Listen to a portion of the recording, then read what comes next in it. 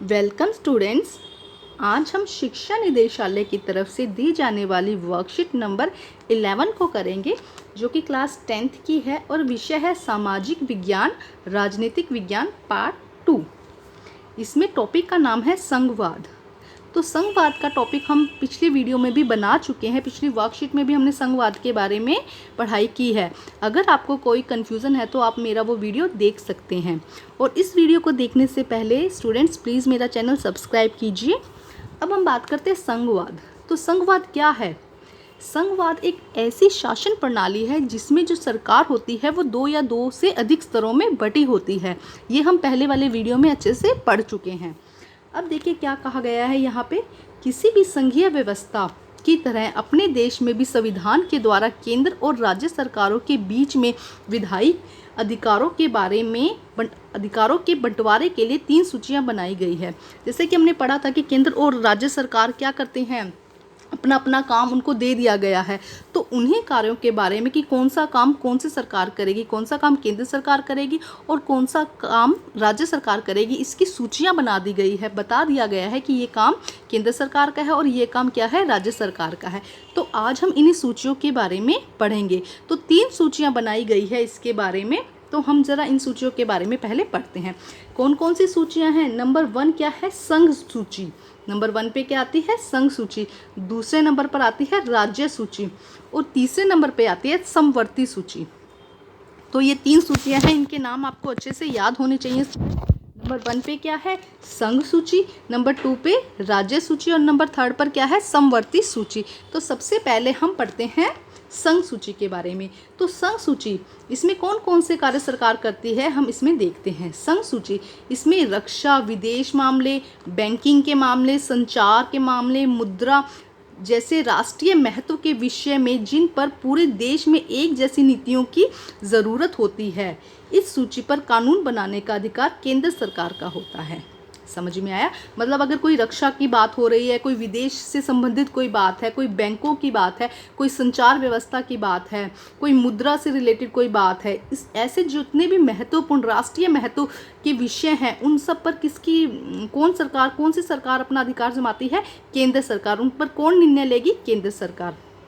तो हमें समझ में आया कि संघ सूची में जितने भी कार्य आते हैं उन कार्य को कौन करता है? केंद्र सरकार। ठीक है। अब हम बात करते हैं राज्य सरकार के बारे में।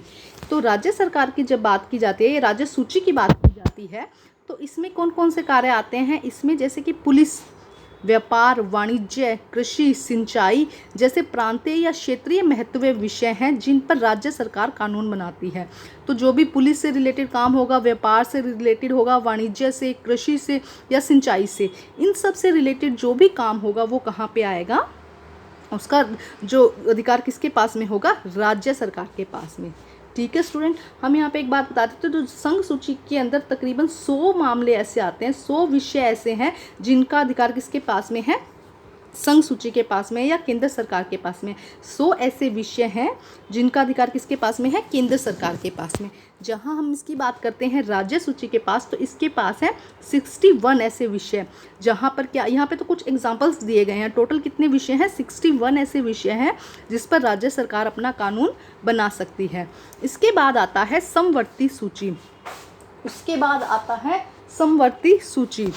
तो इसमें क्या होता है? देखिए, शिक्षा, वन, मजदूर संघ, विवाह, उत्तराधिकारी जैसे विषयों को रखा गया है जिन पर केंद्र व राज्य सरकार दोनों ही कानून बना सकती है, किंतु टकराव की स्थिति में केंद्र का कानून मान्य होगा। जिस पर क्या होगा? केंद्र का कानून मान्य। तो यहाँ पर कितने मामले हैं टोटल? यहाँ पे हमने देखे कि संघ सूची में कितने मामले हैं? 100। और इसके अलावा जो राज्य सूची थी यहाँ पर कितने हैं? 61। अगर हम समवर्ती सूची की बात करते हैं तो इसमें कितने मामले आते हैं, कितने विषयों पर ये अपना अधिकार करते हैं? इसे 52। अब हम बात करते हैं समवर्ती सूची की। तो समवर्ती सूची ऐसी है जैसे कि शिक्षा विभाग को पहले राज्य सूची में रखा जाता था, लेकिन उसको बाद में कहाँ ट्रांसफ़र कर दिया गया?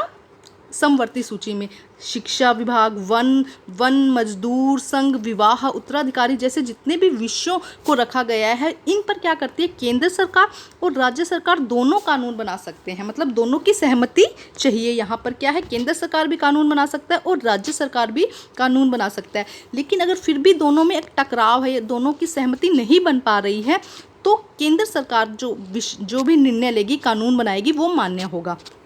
तो समझ में आया स्टूडेंट्स। यहाँ पे देखिए, जब संघ सूची की बात कर रहे थे तो पूरा का पूरा अधिकार किसके पास में था, केंद्र सरकार के पास में।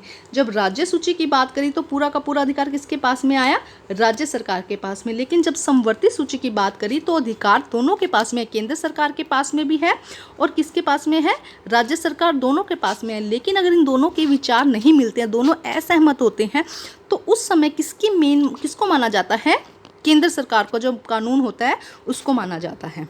तो यहाँ पे अभी मैंने एक बार इसे अच्छे से याद कर लीजिएगा, ये कितना था, इसमें कितने विषय आते हैं, 100 विषय आते हैं। इसमें कितने विषय आते हैं, 61।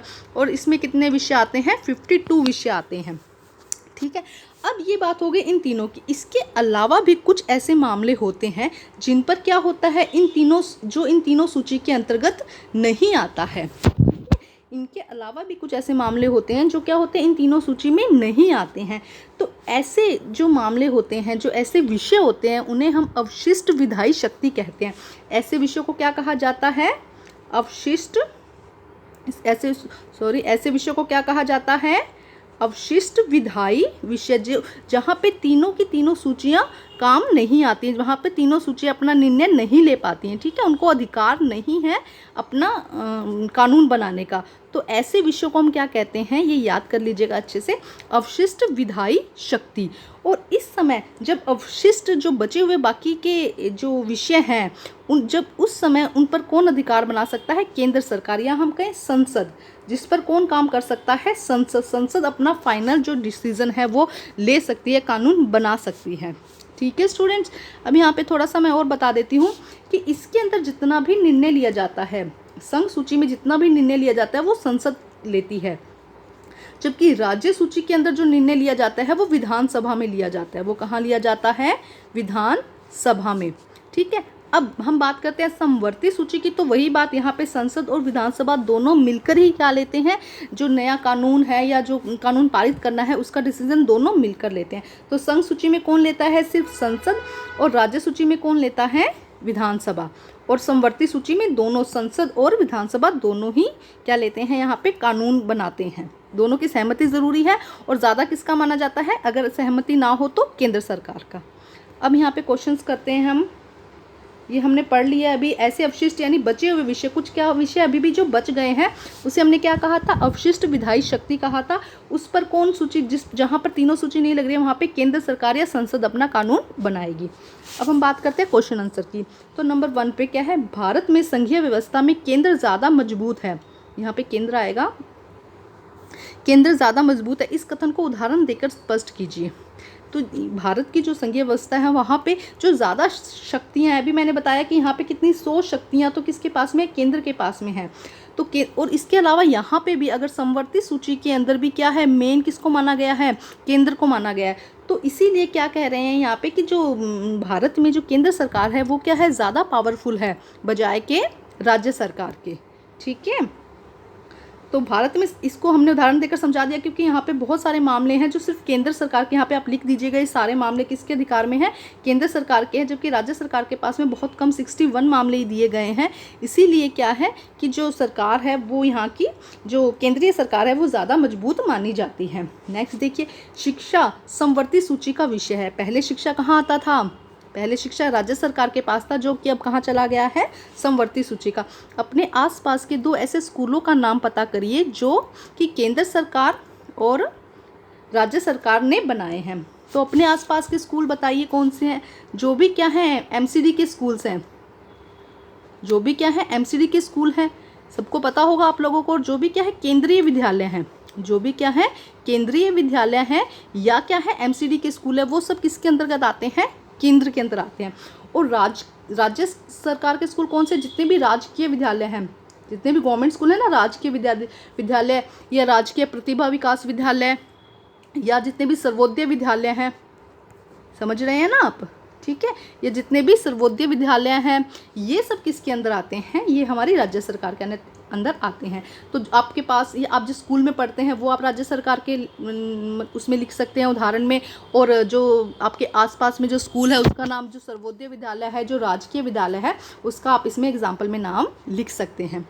ठीक है। अब हम नेक्स्ट क्वेश्चन करते हैं। नेक्स्ट क्या है, किसी एक ऐसे विषय का पता कीजिए जो इन तीनों सूचियों में दर्ज ना हो।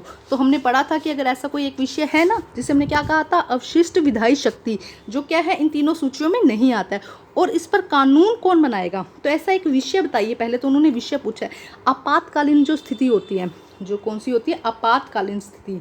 अभी हमारी पहले आपातकालीन स्थिति चली थी जब लॉकडाउन हुआ था, तो आप लोगों को पता है, तो उस समय कहाँ पे हमारे प्रधानमंत्री नरेंद्र मोदी ने एक लॉकडाउन का डिसीजन ले लिया था।